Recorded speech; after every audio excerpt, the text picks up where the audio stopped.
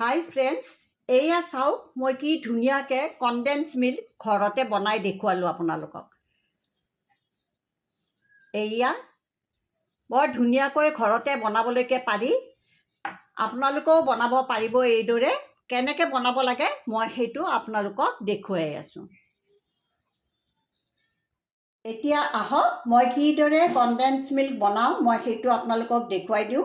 এটা কেৰাহীত মই এতিয়া 1 লিটাৰ গাখীৰ দি দিছোঁ। এইখিনি মই উতলাই বহুখিনি কমাই ল'ব লাগিব। আৰু আপুনি কৰোঁতে অনাবৰতে লৰাই থাকিব লাগিব যাতে তলত লাগি নাযায়। এতিয়া মোৰ গাখীৰখিনি গৰম হৈ গ'ল আৰু ইয়াতে মই এতিয়া 200 গ্ৰাম চেনি দি দিছোঁ।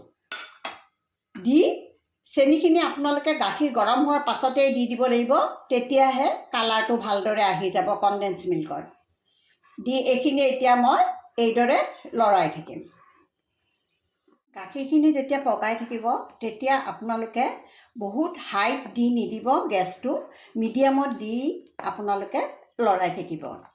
এইটো লাহে লাহে হ'ব লাগে, তেতিয়া কালাৰটো ভালদৰে আহি যায়। এতিয়া এই গাখীৰখিনি মোৰ বহুখিনি কমি গ'ল আৰু এতিয়া ইয়াতে মই 2 চিকুটা বেকিং সোডা দিম। যদি আধা লিটাৰেদি বনায় তেতিয়াহ'লে 1 চিকুটা দিব আৰু 1 লিটাৰেদি বনালে 2 চিকুটা বেকিং সোডা দি দিব। এইখিনি লৰাই থাকিব আৰু এইদৰে প্ৰায় 15 মিনিটমান সময় এইদৰে লৰাব লাগিব। গোটা হ'ব লাগিব।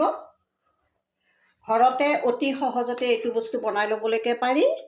মাত্ৰ গাখীৰ, চেনি আৰু বেকিং সোডা 2 চিকুটা।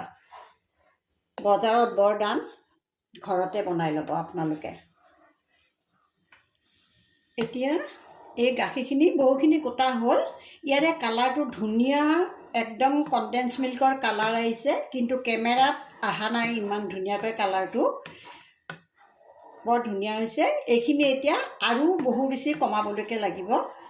একেবাৰে কমাই দিব নালাগে, অলপমান লিকুইড টাইপ হৈ থাকিব লাগে, নহ'লে আকৌ ঠাণ্ডা হওঁতে আৰু অলপ সময় গোট মাৰি দিয়ে।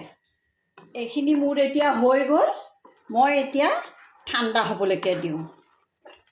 ইয়াতকৈ বেছি গোটা কৰি নেপেলাব, কাৰণ ঠাণ্ডা হ'লে আৰু অলপ গোটা হৈ যাব। এয়া মই আপোনালোকৰ ওচৰত কনডেন্স মিল্ক কিদৰে ঘৰতে বনাব পাৰি সেইটো মই দেখুৱাই দিলোঁ।